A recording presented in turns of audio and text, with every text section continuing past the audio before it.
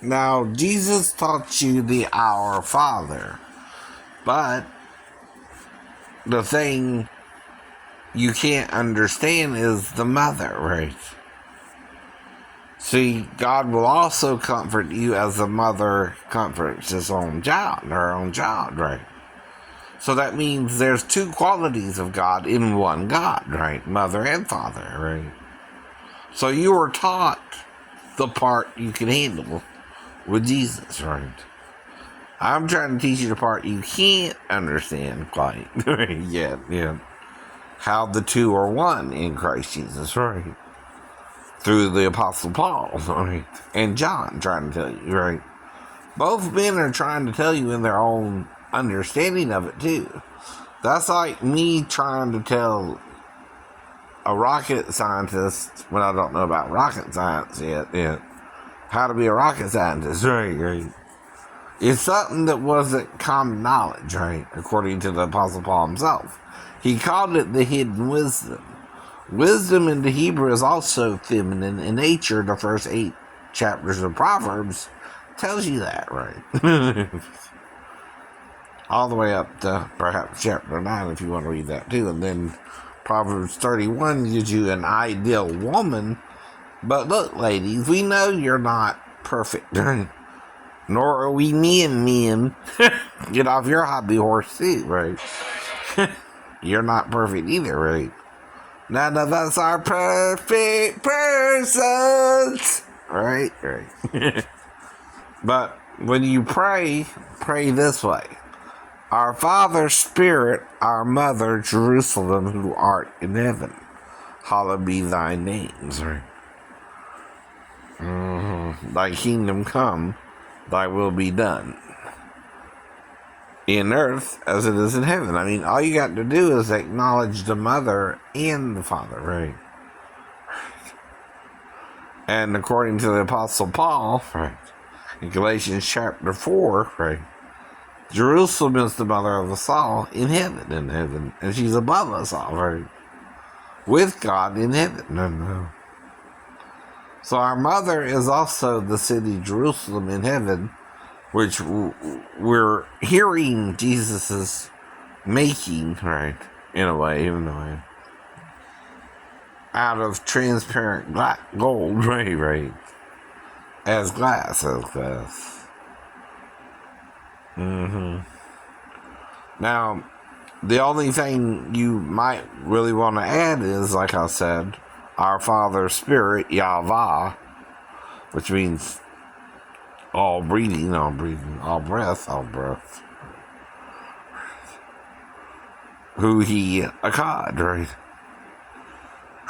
Which means he, she, akkad, right? And then our mother is Jerusalem, right? You can call her Jerusalem if you like, right? Or Mary Bell, right? Which means rebel from the evil masters who want to dominate you, right? Or Baal even, right? Mary Baal, which means rebel from Baal spirits, right? Of Satan and his fallen angels, right? So, anyway, you can just say our mother, Jerusalem, and Father Spirit, Yahweh, holy be thy name. Do you understand? She's included in the hoohie, right? Yahweh, who he, the breath, all breath, who he. But it's not sexual like you are, no. It made both forms, idiot, right?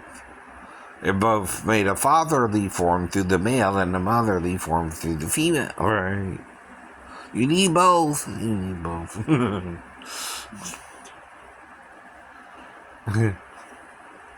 Both make life. Without one, you can't have the other either, right? Nor are you independently made, right? You're co-equal and co-eternal, even though two different halves of the whole, right? Jesus is like the yin and yang. You're like yin and yang made into two separate pieces. You ever seen the necklace where one has the yin on or one has the yin on, right? With the black dot in the center, right? Or the white dot in the center of the black, right. Well, your teeth, Africans, and your eyeballs, are they white? Right. You're white and black too. Yeah. We're all white and black, actually. And we're all mixed. We're all yin and yang to a lesser or greater degree. All the way up to albinos, which is part of the sin. And then not that you sinned. It's not the child that sins, or again, the parents after the fall, right? It's the fall itself that caused the sin, right? The sin is also unforgiveness of the sin itself, right?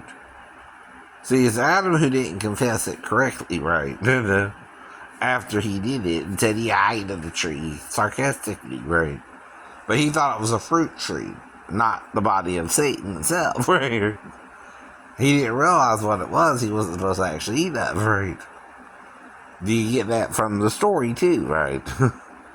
See, yes, he thought it was a fruit tree. He was supposed to eat it. He's in a garden filled with fruit trees, idiot.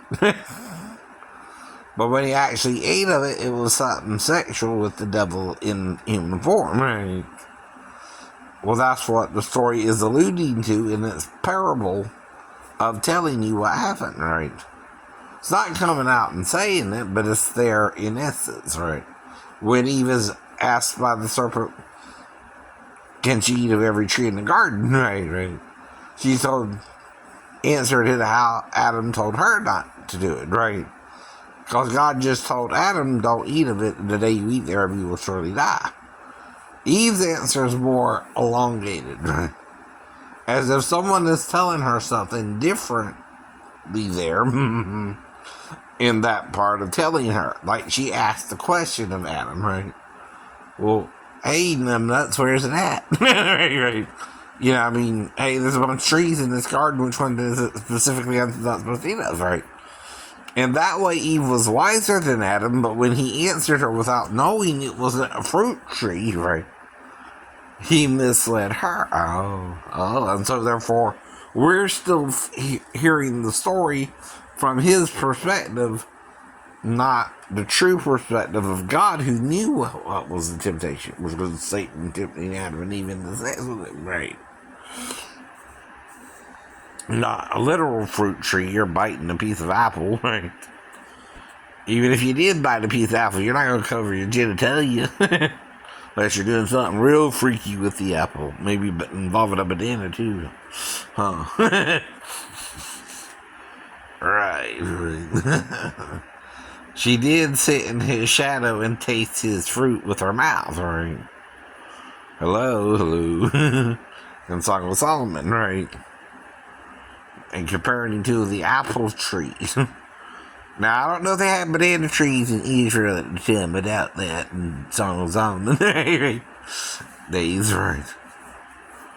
But they do now. Oops, there goes another banana tree. Oops, there goes another banana tree plant.